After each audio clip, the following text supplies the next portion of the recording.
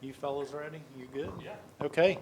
All right. Well, we will go ahead and get started. We'd like to welcome two gentlemen that really need no introduction. Zach Johnson, Stewart Cink, captain, vice captain of the upcoming Ryder Cup team to the Fortinet championship here. Thanks, guys, for joining us for a few minutes. First question, we heard a lot about catching up on sleep, getting right, this and that.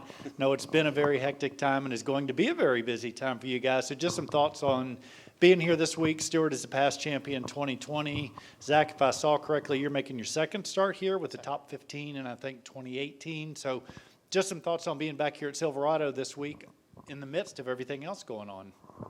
Well, Stewart, it's a feel-good event in a lot of ways. Coming to Napa is such a great place, and then the golf course is a fun course to play. It's just old school, and we see a lot of different kinds of tracks, but this is just a fun one to play. If you play well here, you can definitely be rewarded, and you can take this course apart.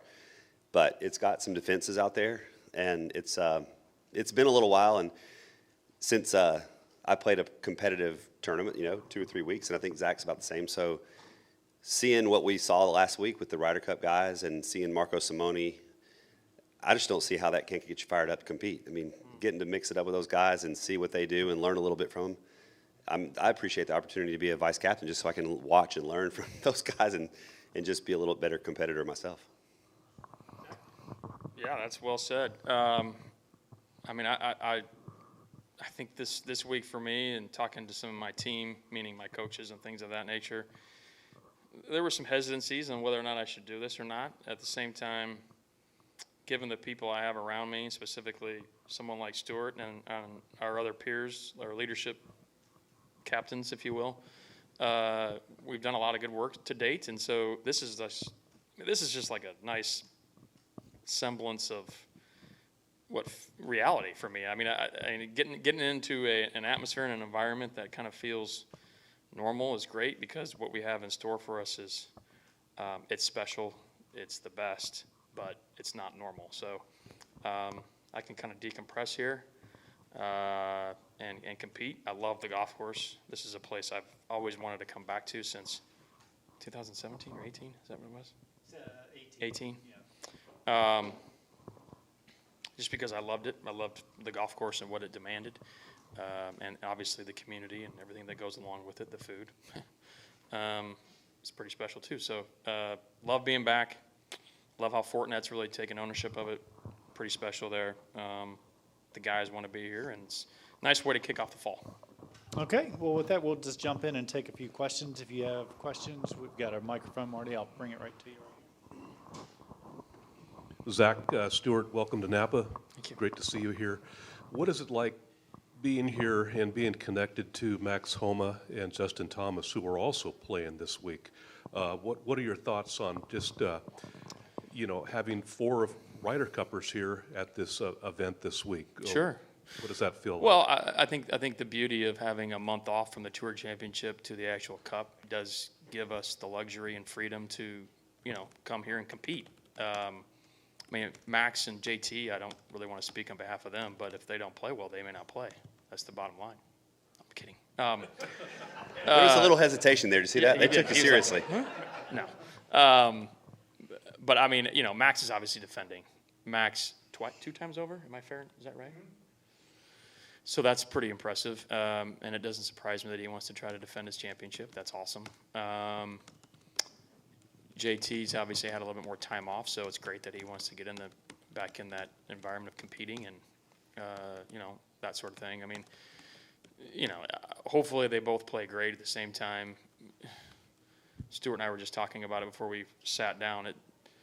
We're on a 9-hour time change right now, and so it's everything's kind of a little trying. And now that being said, we've got some time between now and Thursday, and I'm sure we'll adapt and be okay. But it's pretty awesome that I wish we could have more, but it's not, obviously it's not my decision. It's not easy to part of the beauty of Napa is it's not easy to get to, but when you're here, you don't want to leave. Does that make sense? So it kind of reminds me of where I'm from on the other coast. So, sure. Hi, Ron Krejcik from the San Francisco Chronicle. Sort of following up on that, how much value do you see in an event like this to prepare for the Ryder Cup? Obviously, it's 2 weeks out, not next week. Right. Last year, Max won here and then went 4-0, I believe, at the President's Cup. But I mean, where do you stand? You've been in this situation. Do Sure. you think there's much value in preparing like this? You're asking me, right? Well, I don't think it's ever bad to go compete. I mean, that's what we're designed to do. That's where we're wired. I'm not going to put a ton of merit into, I guess I'm just thinking about myself and how I play. Granted, I'm not playing in 2 weeks.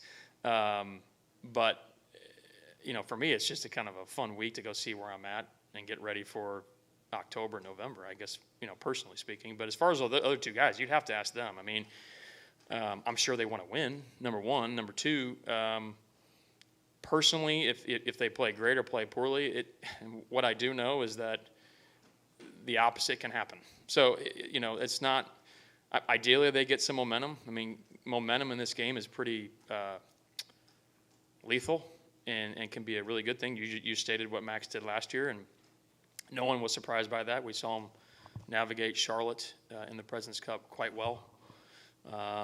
So, yeah, I mean, there's something to be said about having control of the golf ball for a period of time that, shows results. But you never know when that's going to happen, and you never know when that's going to leave either. So I'm not giving it a whole lot of merit in that regard. Plus, 4 days of stroke play is vastly different than 5 sessions of match play in 3 days. So, Zach, question about the Ryder Cup. Have you started, I'm sure you have, thinking about the pairings, and are you just kind of going back and forth each night, jotting down mock pairings and things like that? Stewart? I think he's got a secret camera inside your room. Or your room. Or my room. Yeah. Yeah, I mean, I'd be lying to you if I said we haven't started talking about that, discussing that, kind of piecing things together. But it's not like we have it set in stone yet. It's one of those areas that's really, really difficult, but it's also really, really exciting and fun to kind of start to see how this team can take shape. At this point in this captainship, the worst part of my job is sitting guys. I mean, I'd like to take 25 guys over there to play. Can't do that. And I'd like for all the guys to play every session. Can't do that either. So, but that's the way it is, and everybody knows that. So, yeah, I mean, we're starting to get into some possible pairings to see what's best for that golf course and what's best for our team. I think the golf course is going to solve some of that problem because it's so hilly, and the temperature could be pretty hot too, that I think guys are going to be happy to probably rest. There's not going to be a lot of disappointment for not playing That's 5. well I said. wouldn't think so. No, I mean, it's brutal walk, and then, like you said, compounding that with heat. Yeah, it's probably the most Caddies, too. the caddies too, the most demanding physically of any cup course I've ever seen that I've been a part of. No question. In my time, for sure. Zach, Stewart, what's your schedule looking like this week in preparation of going to Rome? Are you guys flying out Sunday night after the tourney? And what are you hoping to achieve in this week with Max and JT here and just overall feelings and preparation for a biggest event in possibly your career, both Sure. of your career? Well, what am I looking to out of those two individuals? Yeah, I mean, I kind of alluded to it. I mean, hopefully they show some signs of great form. I'm not overly worried about that. I mean, concerned about that. I mean, the bottom line is, for the most part, the majority of the team played so much golf in July and August that they need a break. Your body needs a break. So when you have it's unique that we've had a month off from the Tour Championship to the actual Cup. I can't recall that ever happening in my time. Can you? Mm-hmm. I mean, maybe a week here, maybe a week there, but so that rest I think is actually probably better than actually competing off the Tour Championship a lot. Sounds like the European team might be playing a little bit more because of their schedule and the way it lays out, which is fine. But our guys will be rested. I mean, that was part of the joy and the purpose of our practice round trip is to let those guys see the course, so that way when we get there that week, they don't have to force it and push themselves to get their feet on the grounds that much because they've already know kind of what to expect, so they can kind of prepare accordingly. Friday can't come any quicker. I mean, it seems like you get there and Friday just takes forever to get there, but when it's there, it's a lot of golf in a short amount of time. So I personally think rest is great. It's great that JT and Max are playing. It makes sense that JT's playing because he hasn't played much. So, again, I'm not going to give their scorecard a whole lot of merit when it comes to what we're trying to do 2 weeks from now. And are you guys all flying out together? Oh, no, I'm flying out. My wife and I have kiboshed red eyes, so I'm flying out Monday morning. I am a worthless you-know-what if I fly out Sunday night 4 days. And I'm still a dad, so I got to get home and be at least somewhat in control. Totally. I don't know what you're doing. I'm playing in the Pure Insurance Open That's right. next week. He's playing. That's right. So I'm Next out here week, for that's 2 weeks. And then right now, all of the assistants are all playing there. So we're all flying. We're not taking the team charter. We're all meeting them in Rome, flying from out west. I tried to get an exemption, but they don't take 47-year-olds yet. Totally on board on the red. Going eyes. back to, You're I want to absolutely address one thing on your question, though, too. I think it's inevitable that whatever Max and JT do this week will be overstated, to the good or to the bad. That's well said. It will be. And I hope they both win. I don't think that's possible, but I hope they both win. It'd be great for their It'd be confidence. amazing. For their confidence alone. It won't have anything to do with Zach's And we tie for decisions. third. And we tie for third, yeah. It won't have anything to do with our We're speaking decision-making. obvious here. You guys knew that. Yeah.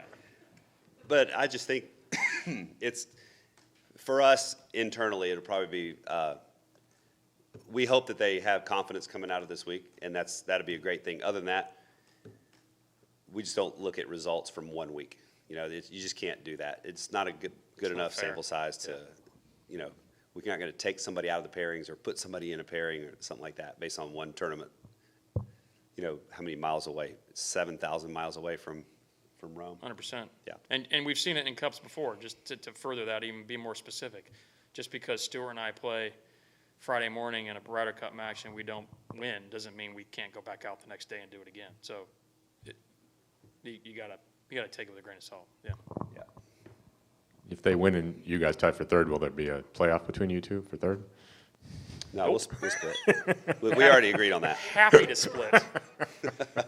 We'll go split a meal too. Kind of figured. Hey, Zach, I was curious. I don't know how much you pay attention to the Basketball World Cup, but I was watching that and it was obviously disappointing that the U.S. didn't win and ended up finishing fourth, not even getting a medal. It was in Asia, correct? It was in Manila, Philippines. That's right. Yep. Yeah. And Steve Kerr was a coach, Yep, who coached yep. the Warriors, so I sort of followed that particularly close. But I was just watching, and I know Steve well, and I was watching, the criticism he endured and sort of the reaction, and it had me thinking, given that this was coming, I was thinking about the pressure you are under as captain. How much have you felt that? How much are you feeling it more as it gets closer? And are there sort of parallels? Obviously, it's a different situation. He's facing a bunch of different 100%. teams, but it seems like there are some parallels. Yeah, I think that's a really, really fair question. I mean, number one, USA Basketball has more than one tournament. I know they're playing multiple games in a longer period of time, and we're 3 days. But, I have thought about it. I mean, I think I kind of know what I'm signing up for. That being said, I didn't know all of what was going to be shot at me. I mean, there's no way to really know that. I mean, all the arrows. Some of them you just deflect, and some of them you kind of got to veer and, whatever. I mean, just try to navigate what you can. What I think, at least this is kind of the way I'm looking at it, and I don't mind it. It's what I signed up for. I love responsibility. I love difficulty. I love being pushed and somewhat being uncomfortable, if that makes sense. I do know that if we win this, it will be those 12 guys. I mean, that sounds really obvious, but it will be. It'll be them playing golf and winning the Ryder Cup for Team USA. If we lose this, I think there's probably some merit some of that can go on me, and I fully accept that. That's what I signed up for, and I hope that's not the case, obviously, but I am at peace with whatever comes my way. I mean, I really am. Competition is competition.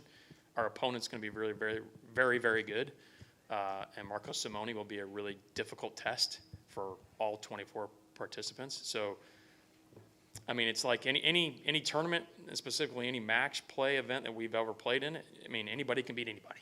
So we're going to hash it all out. We're going to use all the experience I have with my vice captains. And we're going to utilize our statisticians, the same company that USA Basketball employs. And we're going to try to navigate it properly. The guys have taken ownership in their team, and it's so far to date, it's been extremely special. The thing that was striking watching the reaction to the USA Basketball loss, and I realize it's social media, so you should take it with a grain of salt, but is that so many people expect the U.S. to win. Oh, yeah. Everything, you know. I understand. Every time. Yeah, especially in that sport. Well, especially in that sport, but to some extent in golf, too. I mean, it seems Yeah. like I mean, American fans of this. I think the flip side of that is, if you're talking about expectations, let's just look at what's happened over the last 30 years. Who's supposed to win, right?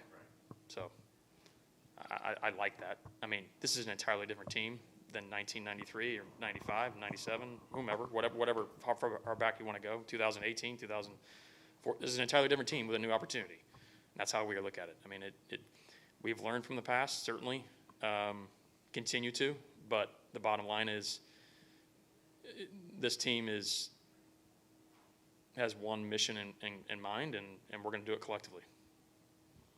Stewart, obviously a lot of discussion around the captain's picks this year. You have some experience and have had quite a bit of success as a captain's pick. Just wondering, is there any different pressure as a captain's pick, or is it just kind of the Ryder Cup is full of pressure no matter what? It's full of pressure, but I felt like being a pick relieved the pressure, because out of a whole field of possible picks, you could say somewhere between probably 8 and 12 players, the captain and the assistants chose me to be on the team. They wanted me to be on the team. To me, that relieved the pressure.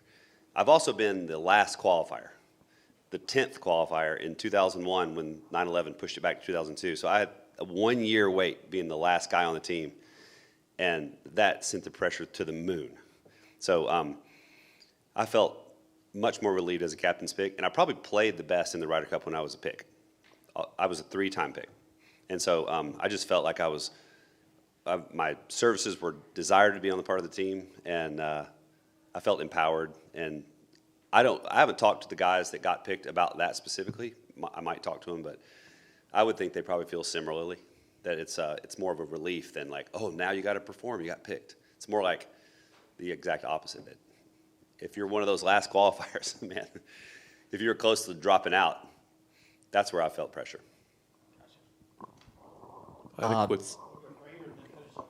Yeah, Zach, Stewart, great to see you guys. How do you plan to balance being in Napa, being such a destination, you're playing, competing on the field, and also as captain, co-captain? How are you guys going to balance this week? Being involved with JT, with Max, or are you guys going to just kind of like, how are you going to balance this week? Well, I'll go first. I mean, again, it's nice being in an environment that feels very normal to what I'm work environment. I mean, I haven't competed since before the playoffs. I didn't make the playoffs. So it's just nice. I mean, it's nice packing and unpacking what I'm used to, just the routine of it all. It just feels comfortable. Now I say that. I did have 2 Zoom calls this morning that I didn't anticipate when I woke up. And that's fine. I mean, I know that I have essentially 2 different hats that I'm wearing, and once Thursday starts, I think it'll be just competition. At least that's my intent, and that's my hope. All of the best players I've been around, obviously Stewart being one of my closest friends and great at it, we're all pretty good at compartmentalizing things. I think you have to be if you want to navigate this sport, this job. You have to be able to kind of put things in its place and devote the amount of time necessary to each one, given the proper parameters and timing. So, I rely on that. I have my own systems that I employ, and that's what I'm going to lean on. It's really nothing more than that. As far as how to balance the schedule here, well, Napa's pretty known for wine, and I will be sampling some of the Napa varieties. so I can compare it to some of the Italian varieties when we get over there. So That's- that's part of my my strategy this week, to keep my mind compartmentalized. But I told him he had to play here for that reason alone. it's just to kind of piggyback on what Zach said. It's really it's nice to be able to get inside the bubble. That's kind of what he was describing. That we're used to this. This is our weekly grind, and we love it. We wouldn't still be doing it. And so I am just a minuscule level compared to Zach with the Ryder Cup coming up, him being captain. But I can certainly feel my gears turning all the time. And when I get inside the ropes and get on the practice range with my coach like I was all morning, then I feel my Coach Mike's gears. No, Coach Siegman. Oh, Coach Steve's here. Yeah, good. Awesome. Feel Sorry. my gears turning in a different way, which is much more like an at-home kind of place. And so, and I need that. it's a recharging of the batteries, and the Ryder Cup is sort of a new territory in this, role. So it's nice to be able to go back into the bubble for these 2 weeks and compete and play. And my wife's caddying, so we're having a nice time, and then we'll get into Ryder Cup when the time comes. But there'll be a lot of discussions. We'll probably, I think, meet on the phone via Zoom probably at least once or twice the next Week and a 8 or half 10 so, days. Yeah. Thank you. You guys have been so used to playing this golf course, and now there's a reconfiguration, a rerouting, 10 holes that are going to be changed up. Is that a good thing? And how do you approach that, golf course now with 35, 37 configuration, 3-5 pars on the back nine? Does that, will that influence the scoring this year? You dominated Stewart a few years ago, just blew this field away, but do you expect to see even lower scoring? Or how will the golf course present that type of a test with the course being rerouted? The routing won't change the scoring at all. The only way they can change the scoring is if the conditions change, or if they change some of the holes, like build a new green or a new tee or something. But the routing won't change. There's one really good way to attack professional golf, and that is to just be in the present all the time, and that means play the course right in front of you. And the shot that's in front of you is the only one that matters, and it doesn't matter if that's a par 5 or a par 3 or whatever, or where it happens in the course of the tournament. You just don't change that strategy until you get down to about maybe the 15th hole on Sunday, and then you might start thinking about taking more risk on or less risk. But it's not going to change anything. It's great, I think, for presenting the tournament on television, and for some of the spectators that get to see here in person, that they'll see different holes. And this course has a lot to offer. There's some nice holes that don't get shown on TV because they're early. But that'll change this year, and it's just not something that will really have a huge effect on scoring. It might have some effect down the stretch, because you've got the I think it's 3 par 5s in the last 6 or something like that. 4, yeah. Or no, you're right. 3 in the last 6 holes. But we used to have 2 in the last 3. So it's not like we're not used to finishing on a rush of par 5s. But I still got to figure out where the holes are. I mean, I know all 18 holes here, but now I don't know which order they're going in. Where do I walk after number 7? I don't know. I don't know what's So I have to probably look at the ropes and the signs and figure all that out. I haven't played the course yet since I've been here. All good? Well, gentlemen, thank you very much. Thank you. Pleasure. Y'all are busy, so we appreciate Thank you. taking the time. Yes, Yep, sir. Thank you.